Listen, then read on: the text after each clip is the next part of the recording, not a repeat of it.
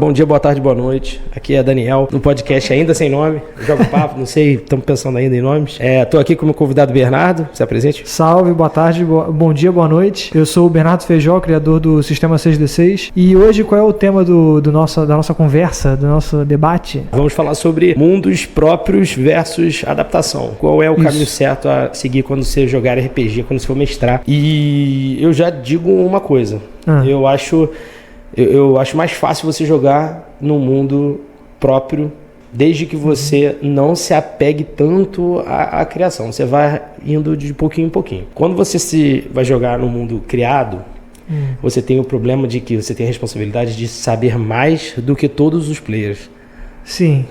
Porque eu já me Como mestre, né? Exatamente, sendo mestre. A gente está falando aqui da perspectiva do mestre. Porque se você for jogar, digamos, nem precisa nem ser uma coisa adaptada de um anime, um filme, uma coisa assim, mas você vai jogar Vampiro. Vampiro à Máscara, né? Exatamente. E você tem um jogador que conheça mais do que você, e aí você coloca uma cena acontecendo na cidade. Ah, não, mas o príncipe dessa cidade não é esse. Ah, não, mas é isso, aquilo. Essa tradição da máscara, esse cara tá violando. Ah, não. Isso aí é um problema que é o seguinte. Antes da gente entrar mais a fundo, pra quem não sabe, a diferença entre você estar num cenário próprio ou você fazer uma adaptação, vou dar um exemplo pra deixar mais claro pra todo mundo. Vampiro à Máscara é um sistema que tem um cenário próprio. Ele tem as facções de vampiros, tem lá os príncipes, enfim, as rixas entre as facções, os poderes diferentes entre si, e ela roda dentro daquele universo contido. Agora, imagina que você quer fazer uma aventura de Van Helsing, do filme Van Helsing, e você quer fazer dentro do universo do Van Helsing, usando o sistema Vampiro à Máscara. Isso já seria uma adaptação. Ah, tá, sim.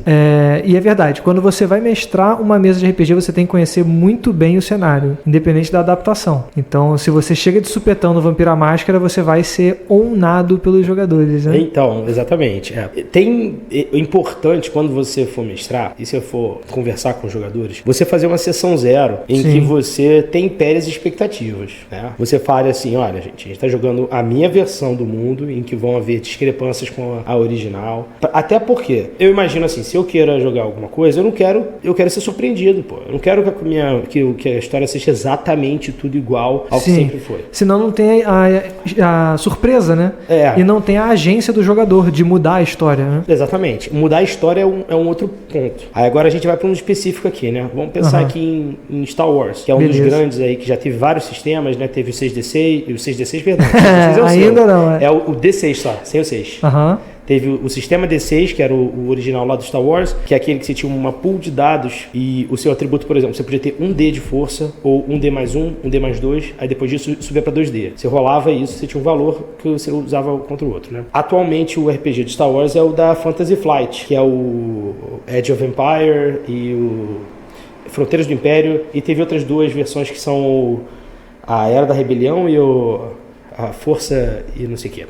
Mas qual é a... Todos os oficiais do Star Wars, não são adaptações de fã, né? Eles são feitos... Não, eles são oficiais mesmo, tá? Eu acho que teve GURPS Star Wars também. Só que a questão toda do Star Wars é que a história de Star Wars, ela é primariamente centrada ali na família Skywalker. É o Luke, é o Darth Vader, é o Han Solo, né? A Leia. Isso antes do universo expandido, né? Que agora tem... E tem o universo expandido, tudo bem. Só que isso é uma questão de que, se você for querer jogar com o cenário clássico de Star Wars, que é aquele cenário depois da batalha da Estrela da Morte. Exatamente, o Império está dominando tudo e tal. Você não pode ser você que vence o Império. Pois é. Se o Darth Vader aparece na sua história, você não vai poder matar ele. Não vai. Você não pode vencer ele. Entendeu? A Disney fez agora que o Imperador voltou, né? O Imperador voltou. Não, de alguma forma o Imperador voltou. Eu e minha namorada, a gente tem um pacto que a gente finge que essa trilogia nova não aconteceu. Ela não existe. Não, você tá ela não existe. Agora, a questão existe essa questão de que, se você vai jogar num cenário já pré-existente e você vai usar durante o período em que isso está acontecendo, você vai ser o cara secundário. Sabe uma história de RPG que na verdade foi um filme, foi o Rogue One. Rogue One é total uma mesa de RPG no universo de Star Wars. Que eles são os coadjuvantes do universo, Eles né? são os coadjuvantes. Você vê uma formação de grupo ali, tem o tanque, tem o líder, tem o cara piloto, que é um monge, né, pancadeiro. Então, sim, o monge cego, né? Exatamente. Aí o cara o androide, que é o piadista do grupo, tem... Aquilo ali é uma mesa de RPG. Só que é uma one shot, né? Porque... Aí spoiler pra galera que não viu. Bom, quando o filme acaba, ele termina, digamos Exatamente, assim. Desculpa, spoilers de um filme de... Quantos anos tem Rogue One aí? Tem bastante. Não é tão antigo assim, vai. Tá, mas a gente não falou nada. Ok, beleza, né? Sim. A gente não deu spoiler. Então, aí qual é a solução que normalmente a galera toma pra você jogar Star Wars sem você poder fazer a sua versão épica? Teve uma série de videogames, né, que é o Old Republic, sim, os Cavaleiros da Velha República. O do sabre laranja? Ih, rapaz. O rapaz que tem um droidzinho no ombro dele, que é tipo um Souls-like. Não, peraí, esse daí você não tá falando da... Não, o que eu tô falando é daquela série de RPG digital antiga, em que você jogava com... Você escolhia, você fazia seu personagem, e aí ele tinha um plot twist de que você era o vilão na verdade, o vilão era você... Você tá falando do MMO ou não? Não, que eu não joguei. Foi antes do MMO. O Caraca. MMO é feito pelo mesmo estúdio, só que o MMO ele acontece ainda antes. Ele acontece, se não me engano, 300 anos antes disso. Só que qual é a solução que eles tiveram? Beleza. Eles fizeram o universo de Star Wars 4.000 anos antes dos filmes. Então, pô, cara, você consegue fazer toda a história diferente. Você bota os Sith todos lá, você bota um grande vilão, e aí você dá a oportunidade dos heróis derrotarem o vilão. Que foi o que Acólito fez, né? Então, Acólito também é antes disso tudo. Mas isso aí também não existe. Mas aí tudo bem. Então, por exemplo, quando eu mestrei Star Wars, eu tive uma mesa de Star Wars que eu mestrei, que foi... Comecei mestrando usando o Storyteller, adaptei pro Storyteller. Então você começou com uma adaptação. Sim. E depois você foi pro oficial. Depois eu usei o sistema da Fantasy Flight, que é aquele que tem os dadinhos especiais e tal. Pô, é legal o sistema de dados. Depois que você aprende, fica legal aberto. Que ele é um sistema de dados que ele usa sucessos, falhas, benefícios e ele tem 2 eixos de sucesso. Você pode ser bem sucedido com desvantagem. Sucesso, falha, vantagem e desvantagem. Você pode ter 2 sucessos e 3 desvantagens, então você conseguiu escalar o muro que você queria, mas você quebrou a perna. Você caiu do outro lado. Exatamente. Você errou o tiro, mas se você teve desvantagem, se você teve erro, mas teve vantagem. Você errou o tiro, mas você conseguiu derrubar uma estrutura que caiu em cima na frente do cara e está atrapalhando a fuga dele. É bem interessante. Aí o que eu fiz? Eu joguei na Old Republic. Então os personagens alguns jogaram com Jedi, outros jogaram com soldados e tal. Acabou que eu fiz alguns personagens meio arquetípicos. Tinha um cara que era tipo Han Solo, tinha um cara que era tipo Yoda, tinha um que era tipo Chewbacca, porque a gente quer aqueles arquétipos, só que com a liberdade de você poder fazer sem ser os oficiais. Só que sempre vai parecer que é o Star Wars do Shopee. Ok. Né? Ok. Ficou parecendo aquela sensação de genérico, né? De Nós paraguaio. Star Wars em casa. Tipo aquele filme do Carros, só que não é Carros, né? Que é infantil. Outro que eu penso nisso é o Senhor dos Anéis.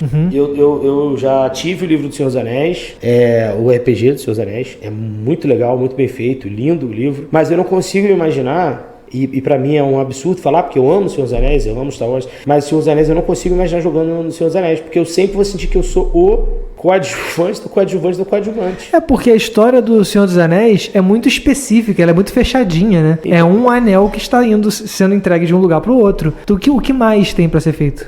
Mas por exemplo, existe o Hobbit, né? O Hobbit ele é uma outra história dentro do Senhor dos Anéis. Mas aí cai naquele mesmo ponto do Star Wars, né? De você fazer ou uma história anterior ou uma história posterior a tudo. Não tem conexão ali, né? Você poderia tratar o Senhor dos Anéis como um mundo de fantasia tipo do D&D. Você fazia uma história com rangers, com guerreiros, indo fazer alguma coisa, lutando contra orcs. Você poderia, mas eu acho que não ter o anel, não ter o Sauron, acaba que vai ter a cara de que é só uma fantasia genérica. Tipo o que essa série daí, o Anéis do Poder, parece ser outra série que parece que não existe. Né? Ela parece ser... Primeiro que você olha ela parece que é os 10 Mandamentos da Record, né? Você olha qualquer foto dela parada assim, não tem cara de Senhor dos Anéis. Mas muito difícil você adaptar, né?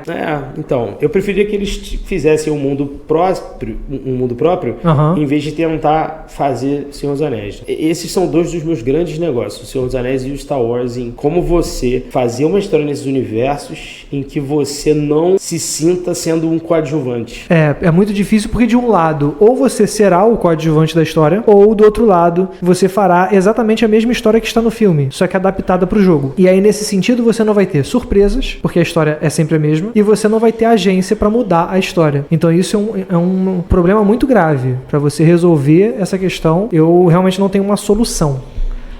E aí temos o outro lado, que é você adaptar o seu sistema para jogar esses cenários. Ah, tá. Você tá falando então de não usar RPGs oficiais, porque o Star Wars e o Senhor dos Anéis, eles têm sistemas próprios. Eles têm, e tem universos que não têm. Isso. Então você tá falando dos que não tem. Pokémon não tem RPG oficial. Por questões de copyright, né? Questão de que é uma trabalheira infernal, né? Tentar adaptar isso para RPG. A questão do... Beleza, então o que você me diz sobre a adaptação de...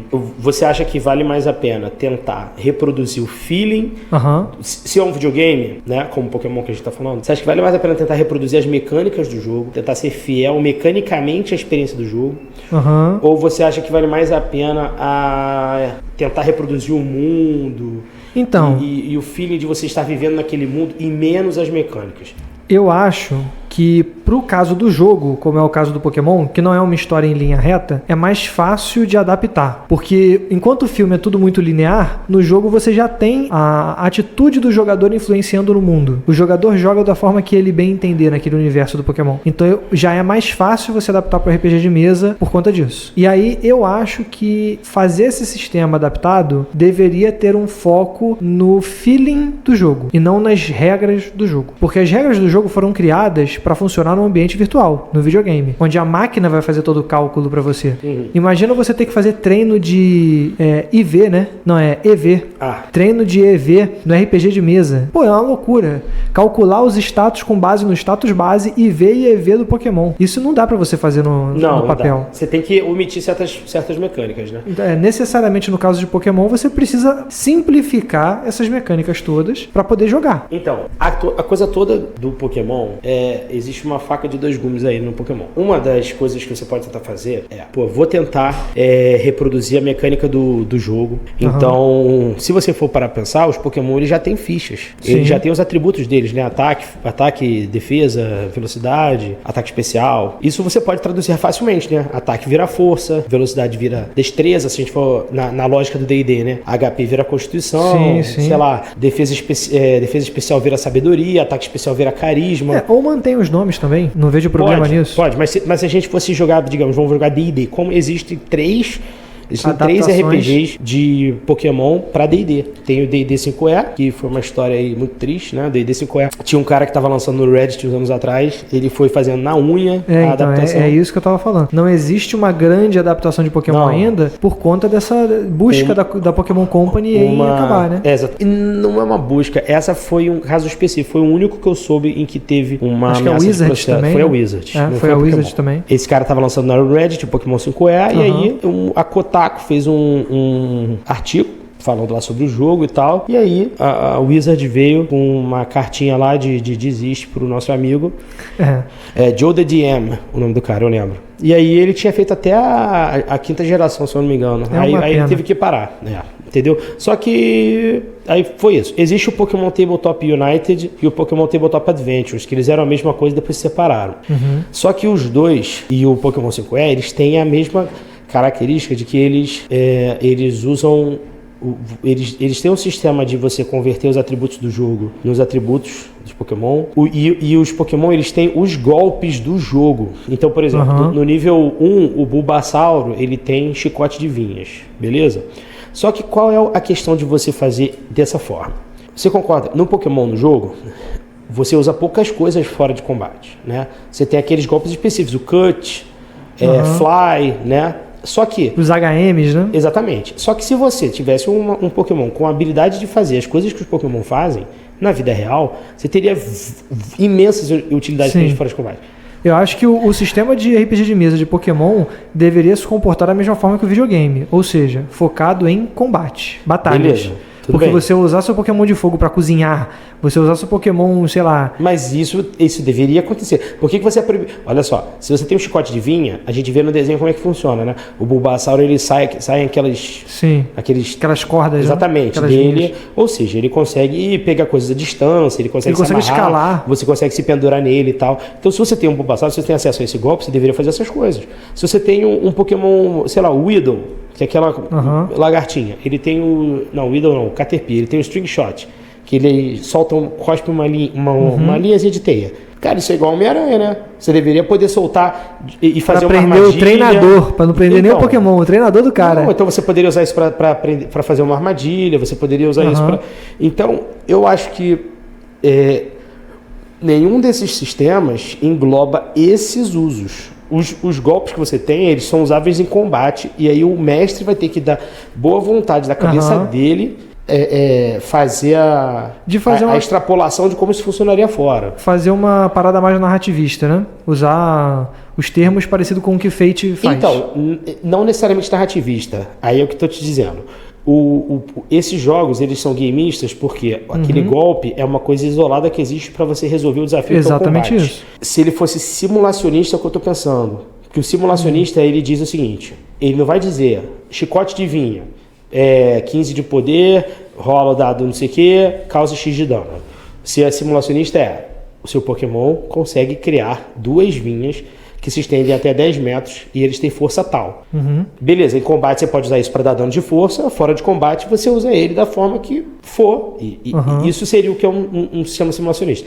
O narrativista já seria mais lá, tanto que a definição do narrativista é quando o jogador consegue virar um mestre. Quando o jogador tem alguma coisa que ele bota... Ele tem uma ação maior. Isso, exatamente. Ele vai ter, agora eu estou usando...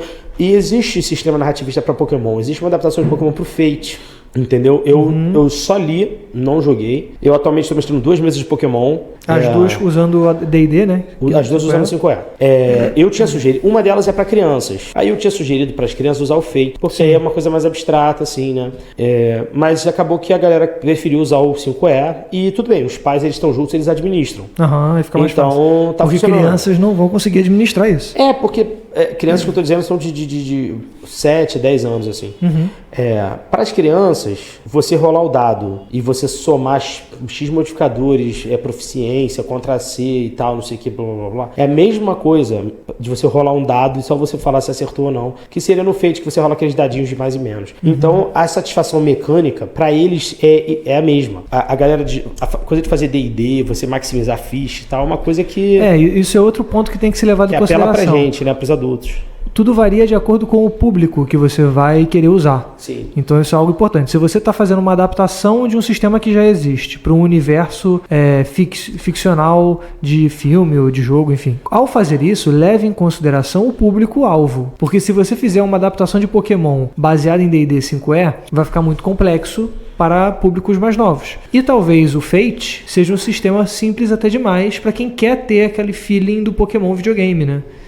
Então são dois lados do espectro. E tem certas obras que elas são específicas demais, eu acho, para você poder simplesmente colar em qualquer sistema, né? A gente estava falando mais cedo aí como você está adaptando o Dungeon Mesh para o seu 6D6. Porque o Dungeon Mesh, por exemplo, eu não vejo ele sendo jogável no D&D 5E se você não fizer um sistema inteiro novo de culinária, né? O sistema de RPG de mesa tem que ter um sistema de culinária, senão ele se torna um sistema de calabouços normal, um dungeon crawling padrão. O diferencial... Para Dungeon Mesh, você quer dizer, né? Assim, se você quer adaptar o Dungeon Mesh, você pelo menos tem que ter rapidinho, regras... explica o que é o Dungeon Mesh aí.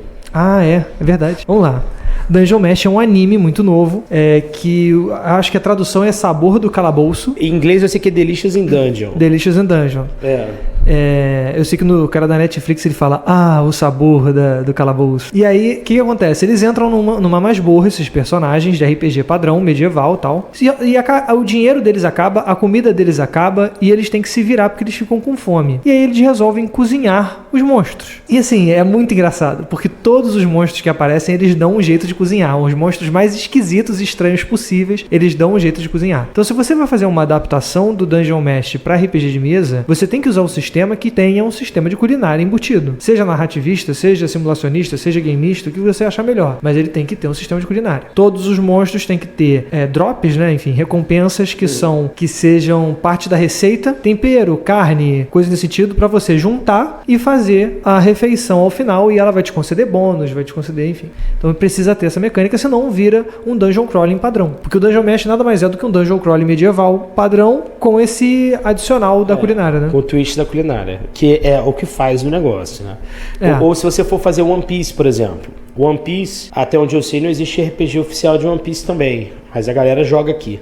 Tem uma mesa de One Piece bem sucedida que a galera já tá jogando já tem um tempinho já. E o pessoal adora. Sim. Eles usaram uma adaptação em que eles estão usando uma versão do D&D. Só que o D&D puro não serve pra fazer One Piece. Porque no One Piece cada personagem tem a fruta. Cada personagem não. Alguns deles não usam fruta, né? Mas os personagens que consomem... One Piece é um anime de pirata que estica, né? Esse precisa explicar? Primeiro a gente tem que falar assim. Por que a gente tá falando isso? Por que isso é importante? É importante porque o seu cenário que você pretende usar, ele vai ter um ponto crucial que precisa ser atendido pelo sistema. Não adianta você pegar um sistema qualquer e querer adaptar. Então o diferencial do Dungeon Mesh é a culinária. E o diferencial do One Piece são as frutas demônio, né? Os Akuma... Você tem um sistema de poderes, tipo supers. Você tem que botar em cima das classes de personagem ali, que você seria um guerreiro, você seria E esse é o diferencial, isso precisa ter. E aí o One Piece é isso, é um anime de piratas, onde existem essas frutas amaldiçoadas, frutas do demônio, enfim, onde quem come ela, cada uma tem um poder diferente, quem come recebe esse poder com uma penalidade. Esse alguém não pode entrar no mar, senão ele fica imóvel, né? Ele não consegue nadar. Afunda, ele afunda e morre, né? Então, e toda a aventura se passa em navios, no mar. Então, essa é uma sacada muito legal. É muito maneiro. Então, vai lá, aí você fala. Então, essa galera da mesa, eles estavam usando um sistema em que a fruta que eles tiraram foi rolada aleatória. Olha isso, que doideira, cara. Imagina fazer um sistema disso. Então, mas saíram legais. Um saiu com a fruta do ar, que ele pode se transformar em ar. Olha isso, roubadíssimo, né? Ele fica... Sim, tem um personagem que faz isso. No anime. No anime tem? Tem um cara que ele vira fumaça. Tá, mas esse é ar. As frutas que eles têm, especificamente, nenhuma é uma fruta que já apareceu no anime. Porque eles estão jogando uma história em que, se eu não me engano, acontece 30 anos antes do anime. São outras frutas. Não sei se acontece 30 anos antes do anime, não. Mas acho que acontece... já acontece depois da morte do Gold Roger e tal, mas eles não interagem com a história principal. Claro, por conta daquilo que a gente falou, né? Isso, Mas, entendeu? Mas eles estão jogando de um jeito que eu acho que vai ter o próprio vilão deles e tal. Então é uma coisa que eles estão seguindo a identidade própria deles. Eles não vão ser nossa, vocês viram o do Flamengo aqui, aí ele saiu na hora que vocês estavam chegando. Poxa, não vai ser isso. Porque... Então eles optaram pela opção a segunda opção, né? De você fazer no mesmo ambientação, mas não no mesma linha temporal, não usando a mesma história. Isso. Aí o outro tem a fruta do vínculo, ele pode ligar duas coisas, ligar dois conceitos. É meio doideira. Isso é um poder que tem em JoJo. Tem esses poderes esquisitos de JoJo. Tem um que tem a fruta... Caramba, a fruta de um deus besouro rola bosta egípcio. Meu Deus. E ele é o cozinheiro da equipe. Aí eu sugeri, e eles adotaram isso, que toda comida ele faz em bolinho. Bolo de carne, bolinho de arroz. Não, mas só que ele é o deus, ele rola o sol, cara. Ele não rola bosta. Não, ele é o besouro que rola o sol através do céu, pô. Aí ele faz tipo um Hadouken de energia, assim, entendeu? Que ele vai... Ele fica aquela posezinha do besouro, assim. Tem um Pokémon baseado nisso, cara. Agora tem. Então, ele é isso. Entendeu? Caraca. E tem acho que um ou dois que não tem fruta, né? Que são os... É aquela história, se você fizer uma história de Star Wars onde todo mundo é Jedi, exatamente, perde a graça. Eu acho também, isso também, que é uma questão de todo mundo ser o Chosen One, e aí fica complicado. Ainda bem que nessa mesa de Star Wars, que foi a única que eu mestrei, mas foi uma campanha que durou bastante tempo, eram dois personagens só que eram Jedi e eram um mestre e um Padawan. Então faz sentido serem os dois. Os outros não eram. Um era o médico, o outro era um soldado. Aí, beleza. E os NPCs, os Jedi que tinham, eles ficavam no templo. Só quando eles interagiam com eles lá, né? Então, beleza. Já falamos sobre alguns pontos importantes. Isso. sobre, primeiro, qual é os dois espectros de você fazer uma adaptação. Ou você vai fazer uma história baseada na história principal, e aí você vai jogar com os personagens principais, ou vai fazer um universo, um multiverso daquilo, né? Ok. Que é o que eu acredito que você... Desculpa, conclui aí que eu vou falar. Porque essa que é a questão, essa que é a solução, né? Se você vai fazer um sistema baseado em Star Wars, onde você vai jogar com o Luke, Han Solo, Leia, Chewbacca, essa galera, R2-D2, esses são os personagens, então você tem que ter agência, você tem que ter mudança. Então naturalmente vai ser um multiverso. Mas aí nem todas as histórias cabem com o multiverso. Eu acho que você poderia fazer, se você fizer um jogando com essa galera daí, pós episódio 6, e aí você tá falando assim, tô desconsiderando tudo que é universo expandido, a gente fazia as aventuras do Luke, Leia, Han, Chewie, R2 e C3PO. Pô, isso é maneiro. Sim, após os filmes, os 6. Isso. Certos universos, eles são muito apropriados para multiverso. Por exemplo, o Marvel. Sim. Cara, eles lançam novos universos Marvel na boa. A cada 2 meses aí nos quadrinhos você vai ler uma história que acontece num novo universo. E isso é um tópico importante também. Escolher qual é o universo que você vai adaptar. O seu universo, ele permite multiverso? Ele permite essa mudança? Aí a gente já pensa... Mas eu tô pensando no seguinte... Por exemplo, quando eu mestrei Marvel, também mestrei uma campanha muito grande de Mutantes e Malfeitores, em que eu fiz... Inicialmente ela não era o universo Marvel. Na verdade, inicialmente ela era baseada no universo Marvel Ultimate, que era aquele Marvel lá dos anos 2000, que tinha os X-Men usando roupa preta e tal. Era uma versão mais simplificada do universo Marvel, mais atualizada. E fiz um twist em que eles descobriram que o universo Marvel era o universo da DC que não deu certo. É sério? Tinha um grupo de vilões, que eram os 7, e que eles basicamente... Não eram os 7 dos The Boys, não, tá? The Boys me copiou. O nome era os 7. Caraca, tu fez isso antes do The Boys? Foi muito antes, cara. Eu tava literalmente mestrando em 2005, sei lá. Eu não sei se os quadrinhos do The Boys já tinham sido lançados nessa época, mas... Cabe processo, hein? Então, pô. Só que aí qual é desses 7? Os 7, eles eram tipo uma versão maligna da Liga da Justiça. Aí era o Zod, era o Slade, era a Circe, que é aquela vilã o Professor Zoom, todas as versões malignas dos caras da Liga da Justiça. Então, usando personagens canônicos. Isso. Não são inventados. Só que era o universo da Marvel. Eles eram personagens que eram tipo... Eles eram os Vingadores, eles eram no universo DC, na Marvel Ultimate, existiam tinha o Quarteto Fantástico, tinha os X-Men, tinha os Ultimate, né, os Supremos, que são os Vingadores da versão Ultimate. Na DC tinha um Quarteto Fantástico? Não, tô falando no universo Marvel Ultimate. Tá. Eles eram os Supremos da Costa Oeste. Então eles eram os Vingadores linha B, sabe?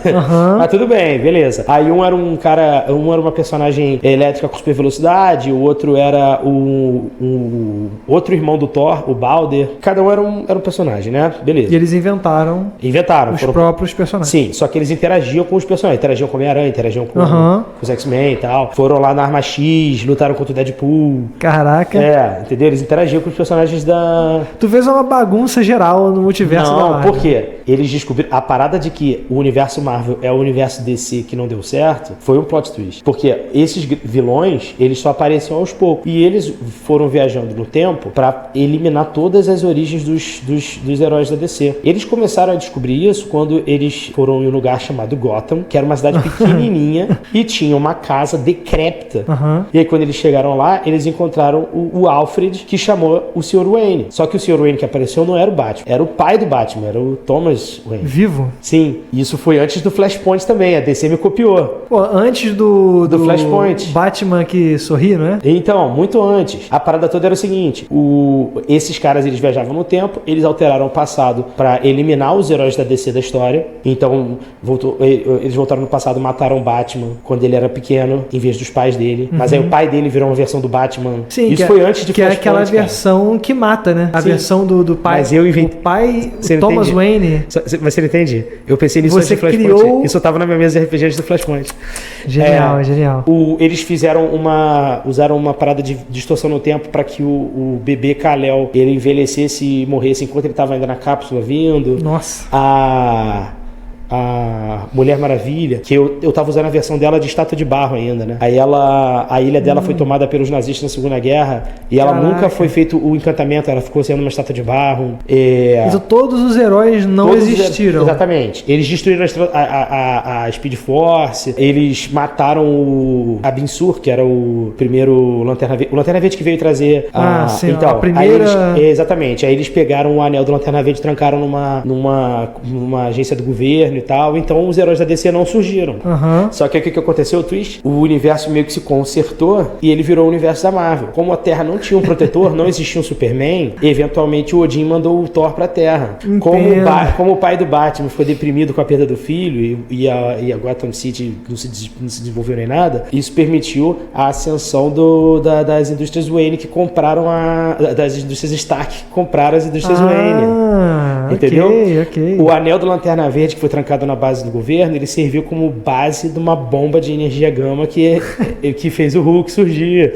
Entendi. As Amazonas, os nazistas capturaram as Amazonas na Segunda Guerra Mundial. E você bolou isso tudo? Foi. Nossa senhora. Aí, os nazistas, eles pegaram as Amazonas, eles sequestraram as Amazonas na Segunda Guerra Mundial. Foi o Caveira Vermelha? Não, exatamente. Do DNA das Amazonas, eles fizeram o soro do super soldado. Tá ligado?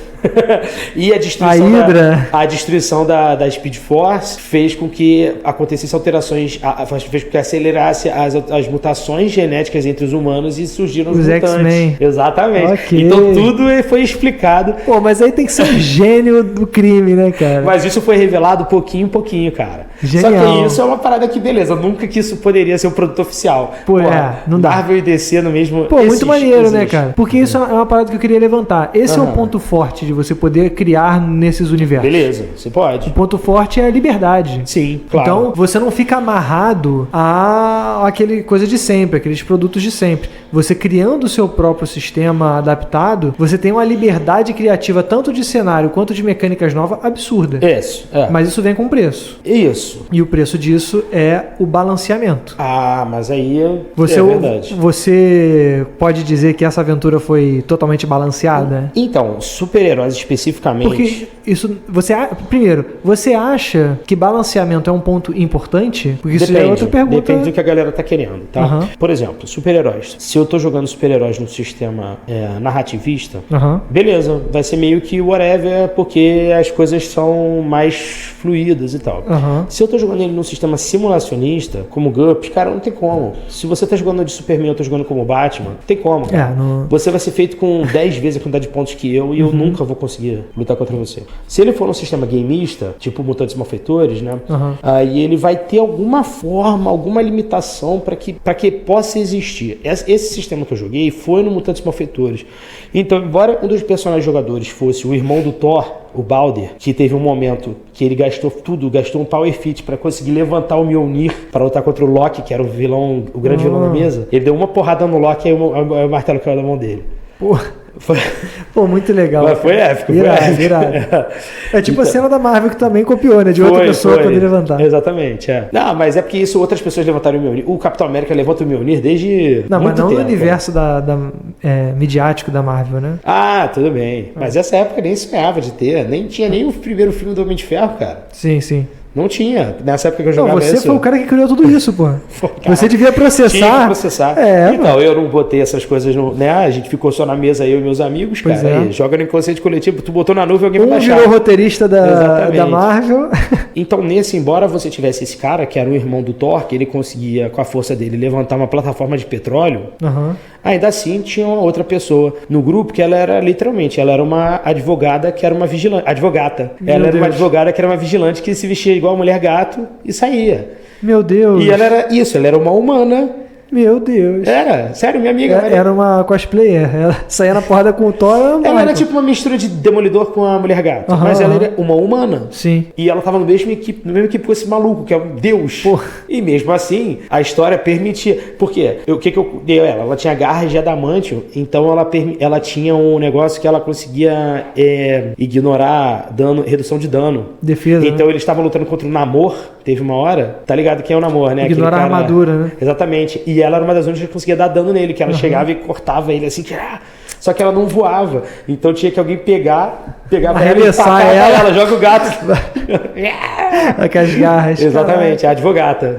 Muito bom, cara. É porque ela era advogada da vida real legal. Aí ela fez a personagem sendo ela. E agora, hoje em dia, eu copiei ela, né? Porque eu também sou advogado e eu sou você tem o gato de luvas. Né? Exatamente. Então, super-heróis, você tem essa questão. Como é padrão universos novos em Marvel, toda vez que você for comprar um quadrinho novo, sei lá, você já pode presumir que aquilo é um universo novo, que você não precisa prestar atenção em mais nada anterior. Você tá livre, entendeu? Então, é muito fácil você jogar super-heróis, você só, vamos jogar X-Men, beleza. A galera tá jogando aqui uma mesa de X-Men em que eles estão fazendo baseado no MCU. Eles estão fazendo os X-Men surgindo depois do Thanos e tal. Mas aí tem contraponto. total liberdade de fazer. Mas aí contraponto. Você é um mestre que sabe tudo do universo Marvel e universo DC. Por isso que você pode fazer essas ligações todas. Só que aí é que tá. Como esse é um universo que ele, por excelência, é um universo que se dá a multiversos, que você, tem desenho de X-Men 97, é um universo. Sim. Tem o What If, 300 universos na mesma série. Sim. MCU é um, quadrinhos é um, não sei o que, blá, blá, blá. Você pode fazer as alterações que você quiser.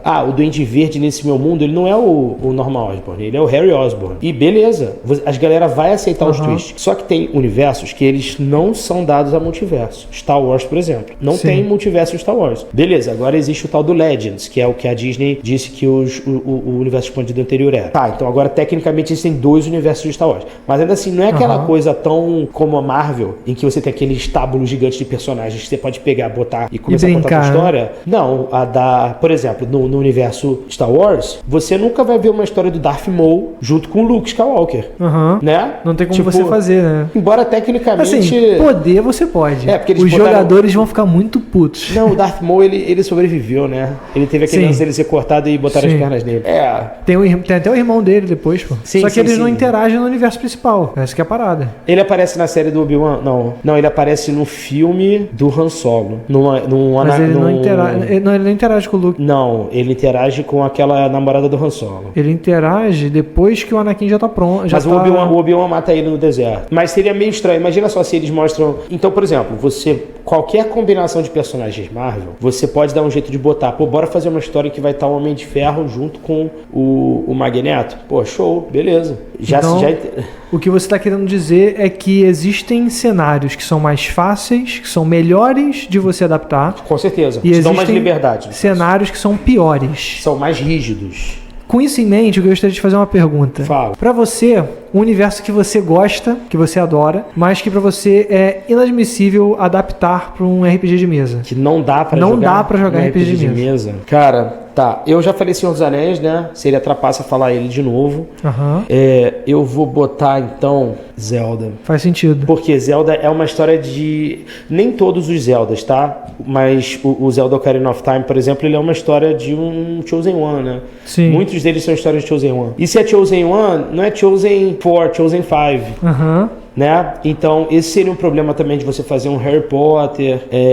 O Star Wars existe Chosen One, mas o Chosen One é o cara que caga tudo, né? É o Darth Vader, que é o Chosen One.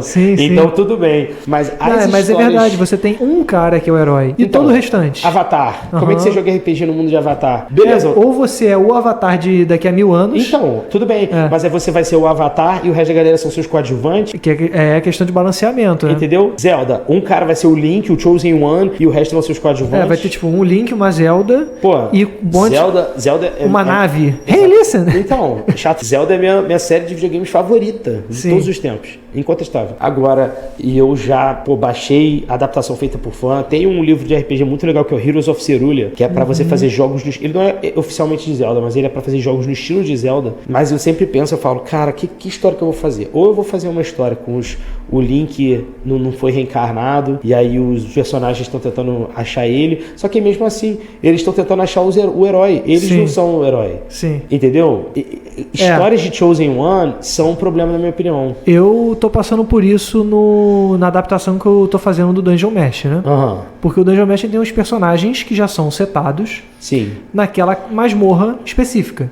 Por mais que cada andar da masmorra seja diferente entre si, é a mesma masmorra. Então o que eu pensei? Fazer no mesmo universo, só que cada um vai criar o próprio personagem, porque tem que ter, né? Tem que ter essa identificação, senão você não gera vínculo com o personagem. E eu vou fazer em outra masmorra. Pode. Eles vão descobrir que uma masmorra nova foi...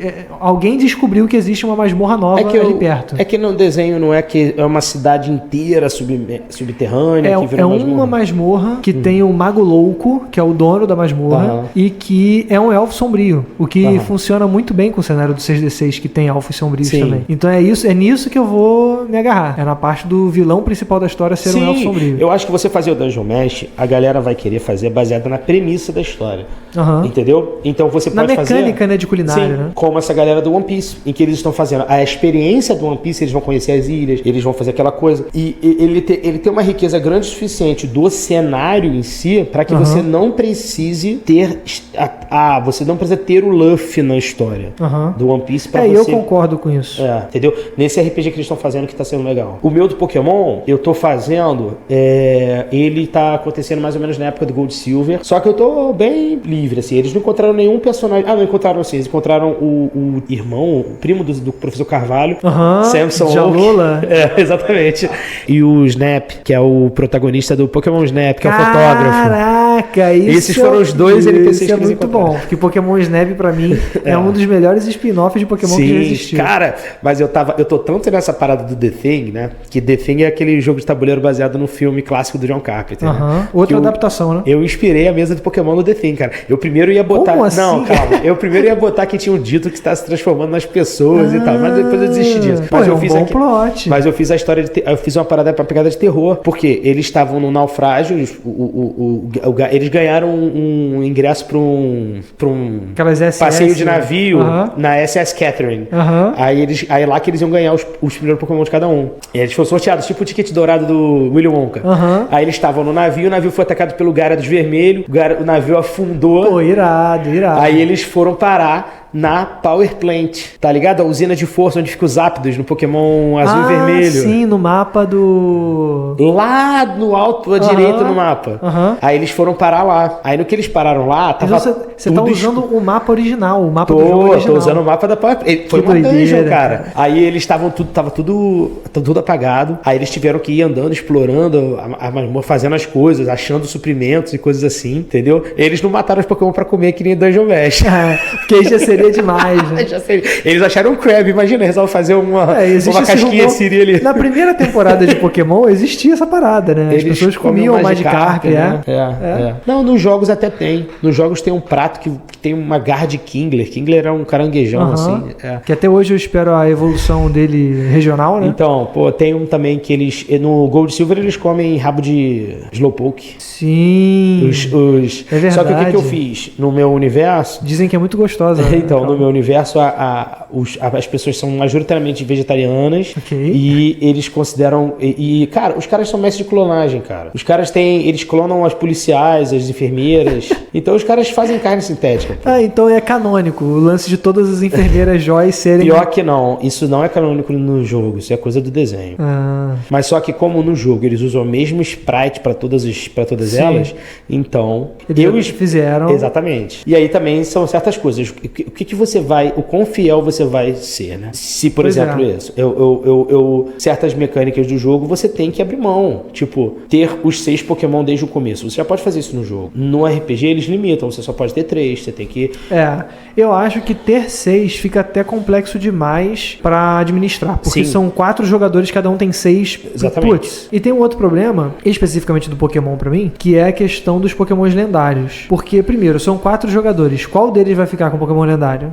Só aí já vai gerar uma rixa. Eu não considero os lendários como sendo únicos, tá? Que isso. Então, Zapdos, por exemplo, tem não só 3. tem um. Que isso, cara. Não só tem um, cara. Se você já jogou Pokémon, você chega lá na Battle Frontier, você tem um cara com Zapdos, pô. Mas não é o mesmo Zapdos que... Quer dizer, é o mesmo Zapdos que você viu antes, mas não é no mesmo momento. Mas você você pode ter também. Tô tentando fazer um argumento aqui. Então, eu acho que os únicos são aquelas coisas. Mewtwo. Tem um ou outro só que é único. No Pokémon... cara, mas é paia, pô. É paia. Eles são raros. Mas o desenho mostra o Lugia tendo um filho. Inclusive, não teve sequel disso, né? Não teve, sequência disso.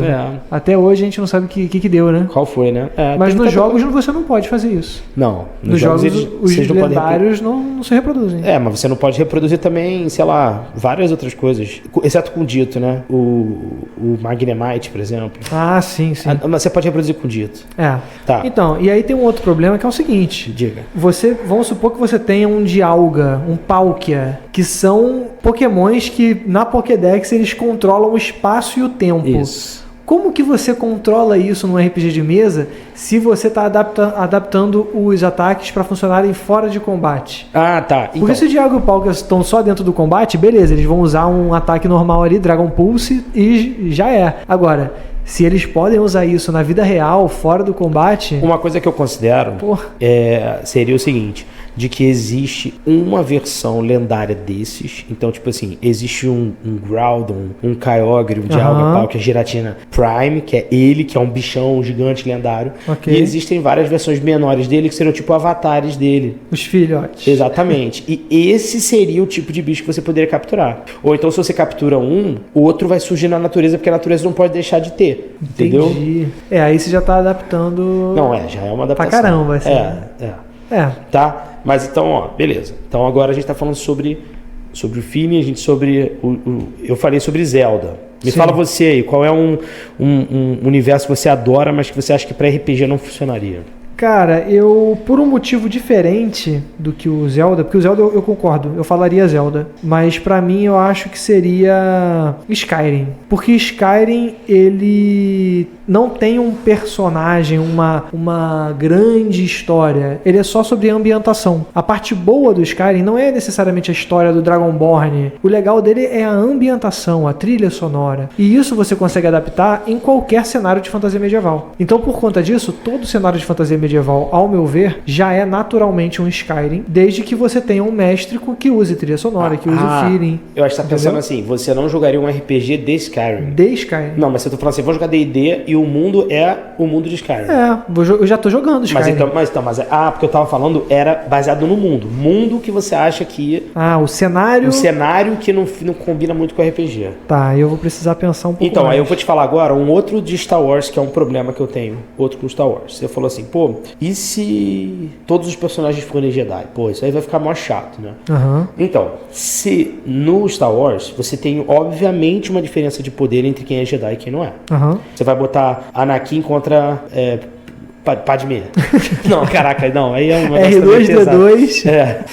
R2D2 contra Anakin. Então, mas o R2D2 pelo menos consegue hackear e tal, né? Essas coisas assim. Só que vamos pensar aqui, pensa na party, pensa no grupo dos filmes clássicos. Você tem o Jedi, você tem o Luke, você tem o Obi-Wan, né, que vai ali, vira saudade. Você tem o Rogue, que é o Han Solo, você tem a Leia, que é a diplomata, a nobre, né? Você tem o porradeiro Chewbacca, você tem o hacker, que é o R2D2, você tem... Beleza, né? Você tem essa galera aí. Só que pensa, como você faz um clímax no universo de Star Wars em que você atende a todas as necessidades dramáticas desses personagens? Reparem como é o clímax dos filmes de Star Wars. Episódio 1, você tinha batalha no espaço.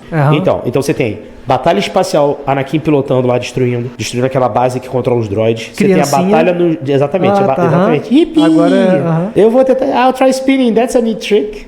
Você tinha batalha no exército, no chão, que são os Gungans contra os Battle Droids.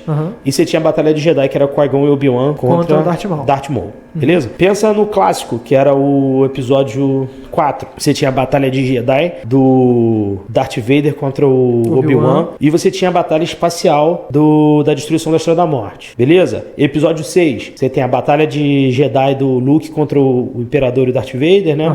Você tem a batalha no espaço, destruindo a Estrela da Morte 2. E você tem a batalha terrestre com eles lá, indo destruir os escudos. Eles se separam toda vez, né? Isso, exatamente. Aí eu te falo, nunca tem uma cena em que aparece, tipo, Princesa Leia, Luke Skywalker e Han Solo, os três enfrentando Darth Vader. Não tem isso, não pode. No D&D, muitas vezes você vai fazer isso. Só que em Star Wars, você vai querer jogar como o quê? Como, por exemplo, um piloto. Quem que faz coisa maneira que não é Jedi? O cara é piloto, o cara vai ser um contrabandista, que às vezes vai ser piloto também, ou o cara vai ser... o droid. Pra eles brilharem, você não pode botar todo mundo lutando contra o Sith. Você vai ter que botar o Jedi lutando contra o Sith, você vai ter que botar o piloto na nave, você vai ter que botar o soldado num tiroteio. Vai ter que narrar 3 ou 4 cenas simultâneas. Exatamente. Então não basta você adaptar o sistema, você tem que adaptar a sua forma de narrar. Então, Como narrador, como mestre. Você tem que pensar numa coisa que você tendo as diferentes classes de personagens que não vão funcionar para o mesmo tipo de desafio, ou você bota cada momento um brilhando. Então, por exemplo, uma hora vai ter a batalha espacial e o Jedi tá lá dentro, e aí é a hora do piloto brilhar. Aí eles atracaram e tal, os Jedi saíram, agora vai rolar a luta, agora a vez dos... Só que o problema é, você não pode deixar que nenhum desses a pessoa sinta como se foi essa pessoa que venceu a parada. Esse é o cara que venceu o boss. Cada um vai ter a própria vitória da Exatamente, entendeu? Faz sentido. E essa é uma coisa que o Star Wars tem essa questão, a meu ver, de você tentar emular os filmes. Você pode tentar buscar outros desafios, fazer outra pegada de coisas, entendeu? É uma boa solução. E aí, bom, agora respondendo a sua pergunta, eu acho que o cenário que eu mais gosto, assim, que eu realmente tô sempre revisitando e eu não gostaria de jogar num RPG de mesa mesmo, apesar de ser muito fã, é Dark Souls, cara. Pô, caraca, Dark Souls. Tá. Entende? Já consigo imaginar, mas vou deixar você falar por quê. O Dark Souls, ele tem aquela mesma questão do personagem principal, do escolhido, o Chosen One. Undead, assim. É o Chosen One. E além disso, você não tem nenhum, só o Sigmar de Catarina que aparece.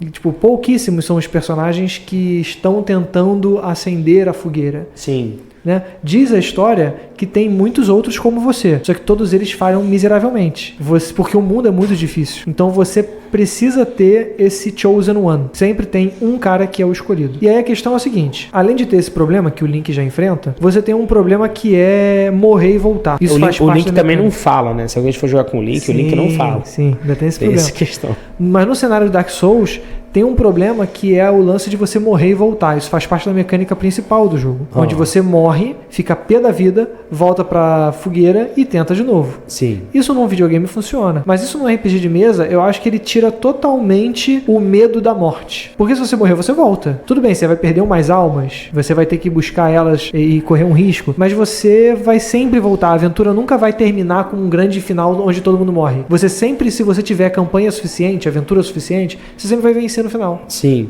entendeu? Tá. Você ganha por atrito, né? De tanto que você... Isso. Então, deixa eu te falar uma coisa. Aqui eu tenho, aqui na loja, tem o jogo de tabuleiro do Dark Souls, né? E como é que ele funciona? Ele é até 4 jogadores, então você tem 4 personagens que você pode usar. E eles têm classes diferentes e tal, então você pode jogar com múltiplos, né? Então existe mais de um Chosen Undead. Em Zelda especificamente não tem como, porque existem 3 escolhidos, né? Beleza, só que um é o Ganon, né? Porque cada um é um dos aspectos do Triforce, né? Um é o vilão, a outra é a Zelda, que beleza, você poderia fazer uma mesa em que o Link e a Zelda jogam juntos, legal. Se forem só aí, 2 jogadores. 2 jogadores e aí os capangas, né? Mas, então, só que qual é o problema do Dark Souls que eu vejo? Dark Souls, ele é famoso, beleza, ele tem um universo, ele é muito maneiro, o design dos monstros, cara, é uma coisa muito... Trilha sonora, tudo. Ele é muito maneiro. Só que qual é o carro-chefe, a coisa que atrai mais as pessoas para o jogo? Espadada e rolamento. É o gameplay, certo? É um gameplay incrível, um gameplay muito maneiro, que é o que vicia as pessoas, beleza? Se Dark Souls fosse um jogo de tipo Until Dawn, que é aperta A, aperta B, e aí acabou, duvido que ele faria sucesso. Ele precisa daquele gameplay difícil. Só que como você traduz isso para um RPG? No RPG, no videogame, o desafio é um desafio físico. Você tem que fisicamente apertar os botões, você tem que ter reflexo, você tem que... O feeling do jogo não dá pra você reproduzir com dados, né? Exatamente, porque no RPG você tá à mercê dos dados. Você vai rolar o dado e se você se deu bem ou mal, não foi a sua habilidade, foi a sua sorte. Sim. Beleza, existem coisas como o posicionamento, né, o tático, você se coloca em tal lugar ou em tal lugar, estratégia. E aí você evita um ataque, mas isso faz pouca diferença quando você vai tomar um ataque e aí você precisa escapar. Sim. No videogame você consegue fazer a execução da parada, no RPG não. A única forma de adaptar, será que Dark Souls, a melhor forma de adaptar Dark Souls seria com o jogo 21? Que você tem que ter velocidade de resposta, né? Ok, pô. Aquele jogo de baralho onde você calcula o risco, uma coisa assim, pô, pode ser, né? Não, 21 é aquele jogo de carta onde você tem pessoas... Eu tô pensando no Blackjack, então.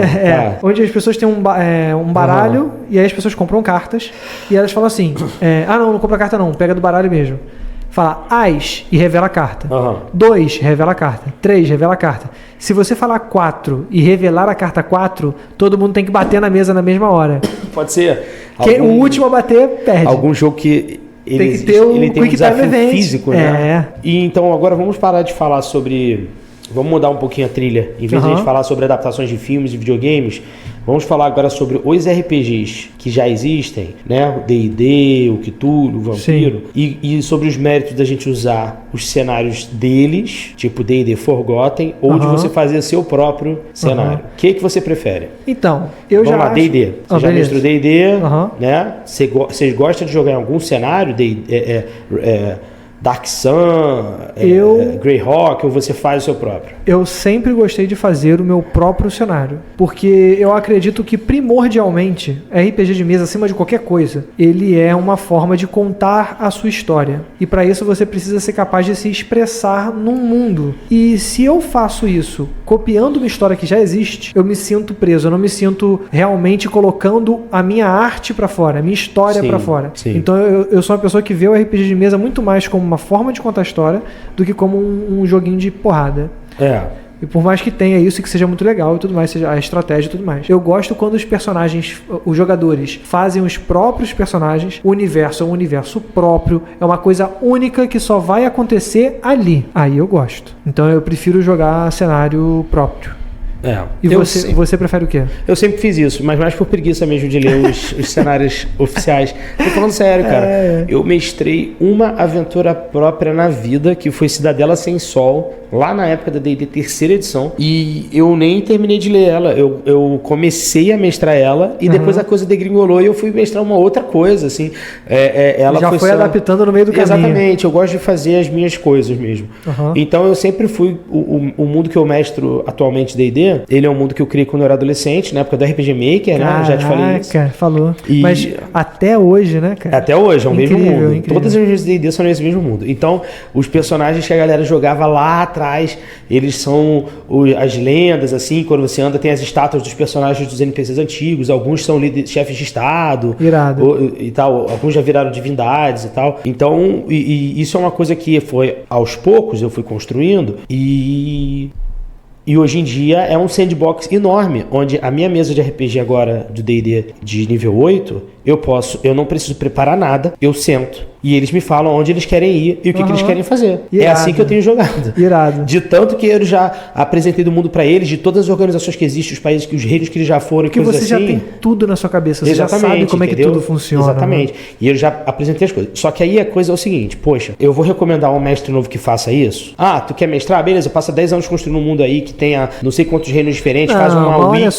Faz uma wiki. Pô, você não precisa começar. Quando você começou, você não começou com um mundo de 10, 20 anos. Não. Você começou com um mundo de 2 meses, 1 mês. É isso. Então, não, nem isso. Nem isso, né? Você não precisa começar, você só precisa começar com o mundo até onde os personagens conseguem ver. Você não precisa de um mundo. Todo mundo que você construiu, que ninguém viu, é um esforço que você gastou, se despediu à toa. Então, por exemplo... Mas sei lá, eu acho legal ter. Tipo, se a gente tá... você ter pistas de que tem algo a mais. Dá as pistas que dá algo a mais. Aí é o seguinte, aí o que é interessante você fazer? Qual é o truque? Quando você vai dar as pistas, você fala assim, vocês estão na cidade de Angror, e aí nela cruza um rio, tá bom? O rio vem do norte, e veio aqui um comerciante. O comerciante, ele veio de barco, né, do norte. Ele diz pra você que ele vem do reino de Fëanor. Aí você vai anotando essas coisas. Você não precisa pensar qual é a cultura de Fëanor e não sei o que. Você não precisa ter essa cidade de Fëanor pronta. Só de existir no nome e saber que tem esse NPC de lá. Aí lá pra frente... Quando vocês forem para outro lugar, eles vão em Fëanor, e aí você faz o callback de que aquele você descobre aquela família. Exatamente, você descobre aquela família lá. Cara, isso vai dar uma noção de um mundo existe, que os caras, finalmente agora não sei o que lá. Ou então o cara fala assim, eu perdi a minha família no grande cataclismo. É um clichê do caramba, todos os mundos têm um grande cataclismo, né? Sim.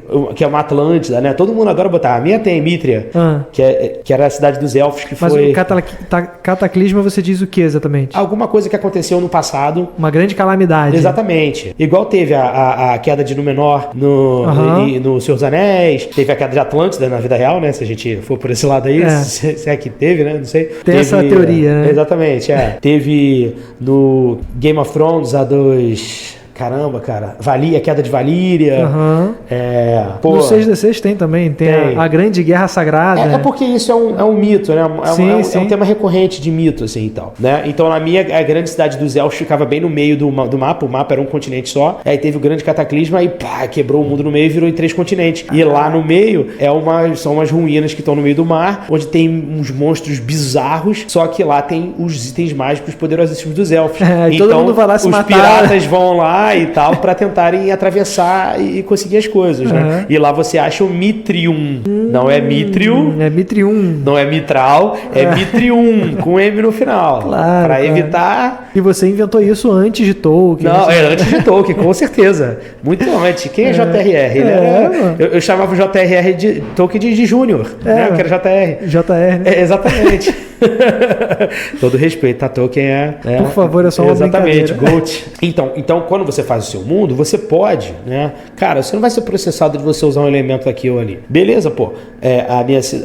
O Mitrium é o Mithril, né? Óbvio, pô. Eu tenho lá num país que é como se fosse um país do norte, de gelo e tal, existe uma muralha de gelo onde atrás tem o portal onde vem os elementais do gelo. E a galera vai me processar do Game of Thrones? Não, eu tô mestrando pra minha galera aqui, cara. Sim. Você pode, quando você tem o seu mundo, você pode pegar as coisas que você gosta, os elementos que você gosta e colocar neles. Isso é uma outra parada legal. Você não precisa literalmente adaptar um sistema de RPG para jogar um cenário pré-existente. Não. Você também tem a opção de pegar elementos desses universos que você gosta e colocar eles no seu RPG. Então, se você for jogar um sistema, vamos supor, o 6D6, você pode ser um construto. Se você quiser fazer um R2D2, um hacker, alguma coisa assim, vai ter que ter uma adaptação medieval steampunk ali, mas você consegue trazer isso. Você, como mestre, consegue puxar essa... E eu imagino que se eu quiser me jogar um jogo em que eu não queira esse tipo de tecnologia, quero fazer um medieval mais hard,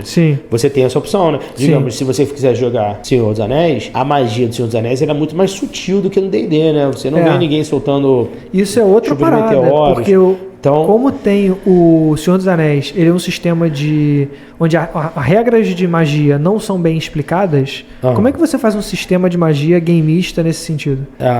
Não dá, né? Isso é o... O D&D é gameista, né? Então é gameista. Você não pode fazer uma adaptação de D&D pra Senhor dos Anéis, senão você perde o feeling. Só de fazer isso. Então, no D&D é gameista. Se você sabe usar bola de fogo, isso não significa que seu personagem cria fogo. Ele especificamente cria uma explosão de fogo. Você não pode, por exemplo, acender uma fogueira. Sim. Mesmo que você saiba fazer uma bola de fogo. Né? É aquela questão do Pokémon. Voltando.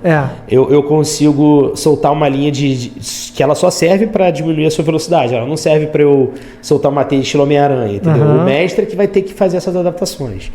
Ou não também, né? Enfim, e aí aquela coisa de sempre, cara, tudo cai nas costas do mestre, meu amigo. Você tem que se acostumar com isso sendo mestre. Prepare-se. Eu acho que assim, se você é um mestre novato, não é um bom caminho começar por aí. Acho que é muita complexidade. O quê? De criar seu próprio mundo? De tentar adaptar um mundo que existe, de tentar fazer uma coisa grandiosa nesse sentido. Eu acho que é melhor você começar no pequeno.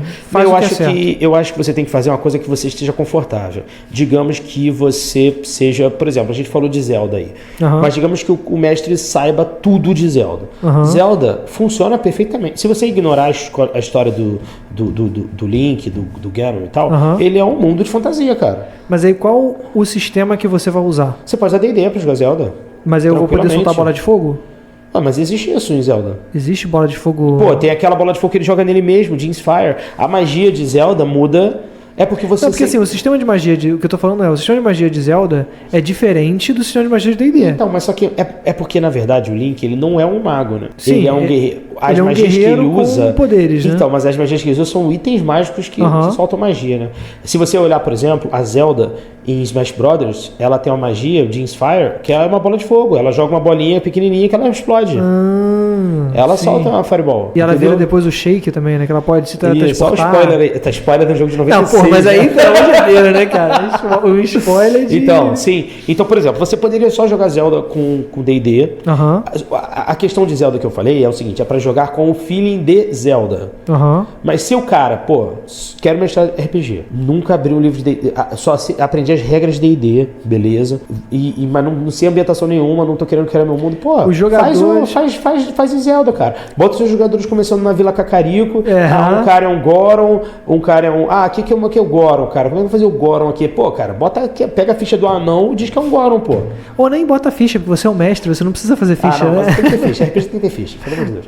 Não, então, mas se você tá no improviso, você não tem ficha. Tá, tudo bem, mas por exemplo, se você é um Kokiri, que é aquela pra raça começar, de pequenininho, você joga como Halfling e tal. Ou então baixa um compêndio de raça de Zelda na internet que você vai achar. Que já deve ter, né? Com certeza tem.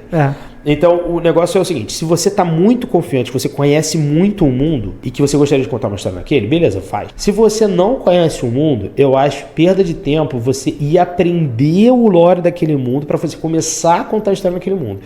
É melhor você ir começar criando seu mundo.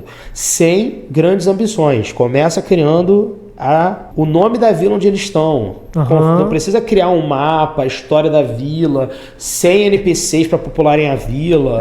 Você não precisa disso. Então, hoje a gente aprendeu muitas coisas importantes. A gente debateu coisas muito importantes. Com certeza. A primeira coisa delas, então, é que se você vai fazer uma adaptação, não se prenda à história original. Você pode fazer multiverso, você pode fazer criações, porque o RPG de mesa tem que ter a possibilidade do jogador mudar a história. Mas isso tem que ser agência, senão você tá só fazendo o replay do... Outra, segunda coisa, escolha bem... Imagina, você joga e o Luke cai pro lado negro e vira do mal, ele e a Leia viram o Sith. Eu tenho essa teoria. Eu vou jogar pro universo. Eu tenho uma teoria de que o Grogu, o Baby Yoda, vai se tornar o Sith mais foda do universo. Porra, caraca. Beleza? Bom, e aí, beleza. A gente, então... chegou num ponto que eu concordo com você, para finalizar, né? Pra gente fazer os pontos importantes. Eu concordo com você nesse sentido. Você tem que, na hora de fazer sua adaptação, não se prende à história principal. Além disso, é importante que você escolha bem o cenário que você vai adaptar, porque certos cenários são mais fáceis ou mais difíceis de você fazer isso. Sim. Outro ponto é escolher bem o sistema que você vai adaptar, o sistema que você vai usar. Se já existe um sistema original, mais fácil para você. Mas se não existe... talvez os sistemas tradicionais não sejam a melhor opção. Então escolha um sistema mais gameista, mais narrativista, mais simulacionista, enfim. Não existe só D&D, né? Sim. Existe pelo amor de Deus, existem outras coisas. Existe Mutants e Masterminds. Se você está jogando um cenário de super-heróis, veja Mutants e Masterminds. Ele é complexo pra caramba, cara. Você pode ver ícones, que é a versão simples do Mutant. Ou 3DT também. 3DT eu sempre vou recomendar. É o clássico, né? O 3DT, ele deveria ser um RPG... Ele é um RPG porta de entrada. Sim. Antes de D&D... O RPG é com mecânica de combate mesmo. Exatamente. Porque o Fate é mais tranquilo. Agora, a coisa que eu diria pra você é o seguinte: se você estiver mestrando uma coisa, um cenário em que os seus jogadores conhecem mais que você. Isso vai ser uma coisa em que isso pode dar problema. Converse com a galera. Escolha um cenário que você saiba. Exatamente. Converse com a galera. Você fala assim, quais aspectos do universo vocês querem ver? E aí deixa eles te ensinarem alguma coisa. E o que eles esperam, né? Porque... Ou então você deixa claro para eles que eles estão vendo uma versão paralela do cenário em que as coisas que eles presumem que sejam verdade podem não ser. Para ficar claro. E por fim, se você está começando, comece pequeno. Não tente fazer todo o universo de Legend of Zelda ou botar todos os Pokémons de todas as temporadas. Não, pelo amor de Deus. Então, enfim, né? Isso. Um monte de gente já fez esse trabalho para você. Você pode... exatamente. Então é isso aí, meus queridos. Um grande abraço. Tamo junto. Isso aí. Rolem 20 natural ou 6 natural, depende do que você está jogando. Tá bom? Um abraço. Valeu.